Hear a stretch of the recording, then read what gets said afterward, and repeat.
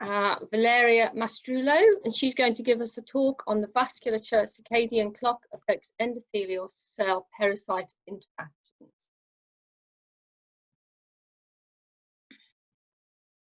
So whenever you're ready, Valeria. Thank you, Jackie. Good morning, everyone. I'm Valeria Mastrullo, and I'm a PhD student at University of Surrey. And my talk today will explore circadian rhythms in pericytes. So, as you might know, circadian rhythms are physiological output that follow a daily pattern. The central clock is located in the suprachiasmatic nuclei and is entrained mainly by light. At a molecular level, the molecular clock, the principal arm of the clock, relies on the heterodimer BML1 clock that acts as a transcription factor for the expression of cryptochrome and period.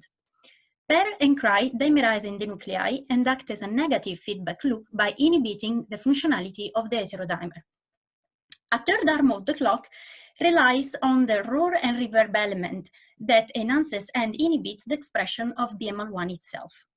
So the main pacemaker is the brain, keeping all the organs on the clock, but peripheral organs also possess their own endogenous clocks, and they can be entrained by food, metabolic, or social cues. When the clock is disrupted as a consequence between the central and the peripheral rhythms, many mechanisms are affected, and angiogenesis is one of those. A clear example came from experiments conducted in zebrafish. In this disrupted clock fish, obtained by exposing the fish to constant light conditions, the authors revealed a deregulation of expression of angiogenic factor, and therefore a pathological angiogenesis. In the mechanism they suggested, they highlight that this can be a risk factor for many diseases in humans as well, such as cancer, obesity, and cardiovascular disorders. However, molecular evidences in humans are scant. What we know is that patients undergoing chemotherapy and therefore having a disrupted clock show a lower survival rate associated with a higher expression of VEGF and growth factor for an abnormal tumor growth. So it is important to understand how the vascular clock works. At a cell population level, the existence of a clock in endothelial cells and smooth muscle cells has been demonstrated. In particular, in this paper published in 2007, this is the first and only evidence of circadian clock in endothelial cells. PER2 and BML1 show a rhythmicity of approximately 24 hours and also in antiphase with each other. And as well, in smooth muscle cells in both human and mouse, PER2 and BML1 express a circadian rhythmicity. But a more recent publication from 2017 brought to light the possibility of the involvement of pericytes. In particular, in this paper, BML1 knockout mice exhibit pericyte dysfunction associated with a blood-brain barrier hyperpermeability and astrocyte activation, with a novel mechanism as to how a circadian clock component BML1 may regulate the pericyte function. So starting from here, the research question of my project is to characterize the circadian clock of human vascular pericytes and elucidate the involvement of the circadian clock in endothelial cells pericyte interaction by answering simple questions like, do pericytes have an endogenous clock? And if yes, can endothelial cells and pericytes influence each other's circadian clock? And if so, what's the biological role? Because we still don't know. So in order to explore if pericytes possess an endogenous clock, I follow two different approaches. The first one is the gene expression through quantitative PCR.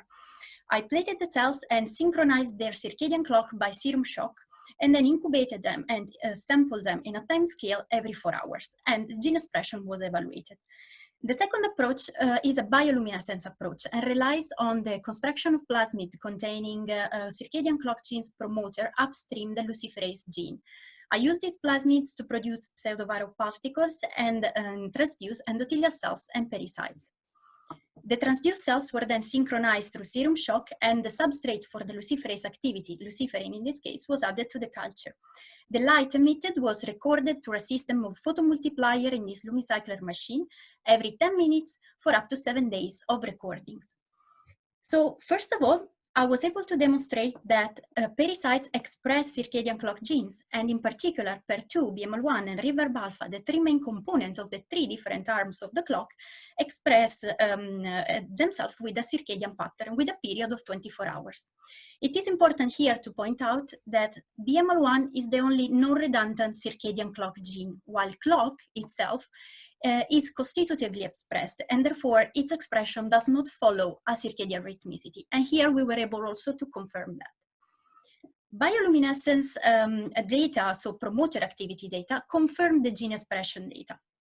I was able to detect a signal for BML1 and reverb alpha promoter activity with a period close to 24 hours and over 3 days of recordings. Interestingly, in my experimental setup, I wasn't able to detect any rhythmicity for endothelial cells for the gene expression analysis. As regarding the bioluminescence approach, I was able to detect a signal. However, this does not seem to be a circadian rhythmicity. I found supportive literature through this paper published in 2007, where also in their experimental setup, they weren't able to detect any rhythmicity in endothelial cells when cultured in vitro. And what they suggest as a novel suggested mechanism is that endothelial cells may be supported by rhythmic, systemic, physical, and/or hormonal signals, or they can be subject to input by other cycling cell types. Obviously, this is a fascinating hypothesis, and in order to explore this eventuality, I set up an experimental system of both contact or no contact co-culture between endothelial cells and pericytes. In this system, endothelial cells are the infected cells, and therefore they are able to produce light if the promoter of BML1 is active. By synchronizing only pericytes, I was able to detect a signal as a consequence of recording through endothelial cells. However, this signal does not seem to follow a 24-hour periodicity. Unfortunately, these are just preliminary results that I was able to obtain just before lockdown started. So I need to do more experiments in order to validate these results. A second approach that I've been using is the tube formation assay. The cells were synchronized in suspension using dexamethasone and seeded on a matrigel basis, and the tube formation was assessed. I tested several conditions by either synchronizing one cell population, endothelial cells, the pericytes, or both. We did not obtain any significant results by synchronizing either one cell population or the other, but when both the cells population are synchronized, we didn't observe any difference in the total length of the branching at 4 and 8 hours. However, they failed to form meshes in culture. And this is supported by the fact that the number of isolated branches in the synchronized condition is higher compared to the non-synchronized condition. The truth is, we don't know what is the biological meaning of these results, but an hypothesis that can be that a synchronized clock may slow the maturation of tube-like structure. But before any conclusion can be made, these experiments need to be validated. In conclusion, a connection between cardiovascular diseases and circadian rhythms has been recognized, but the exact biological relevance of internal peripheral clock remains to be elucidated. Here I show you the first evidence of pericyte possessing an endogenous circadian clock machinery, and they can be crucial players in the maintenance of the vasculature clock for physiological and/or pathological angiogenesis, but obviously further studies are needed. Lastly, I would like to thank my supervisor, everyone who supported my work in the lab, and you for your attention. Thank you.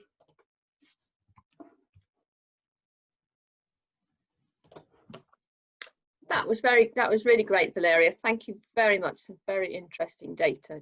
I do have a few questions here on the chat, if you're happy to take questions. Yes, please. Thank you. So Mustafa Samak has asked, what is the source of the pericytes in your experiments? Okay, in our system, we use saphenous vein-derived pericytes. So they are pericytes extracted from large vessels, saphenous veins, and are being characterized by max sorting. Okay, thank you. And we have another question here. Trouble with these questions. Okay, how do you shock and synchronize the cells before the assays? Okay, so the synchronization of the circadian clock can be obtained by basically serum shock, which is exposing the cells to high concentration of FBS, or either by boost the expression of the PER2. And it has been demonstrated that through dexamethasone, for example, this boosts the expression of one of the arm of the clock and therefore synchronizes all the clock inside the cells. So I've used both approaches. Excellent. Thank you. And we just have time for one last follow-up question from Mustafa. He's just asking which markers you use to characterize the rat saphenous vein-derived pericytes? There are humans of venous vein pericytes, derived pericytes, and they are CD34 positive, CD146 negative, and CD31 negative. Fantastic, thank you very much. So I think we should leave it there in the interest of time. If anybody has any further questions, please do put them on the chat and Valeria can address those. So my co-chair, Dr. Kavanagh, who is the person working all the IT, has asked me to continue to chair this session because it's impossible for him to chair and click buttons at the same time. So I'm just going to continue on.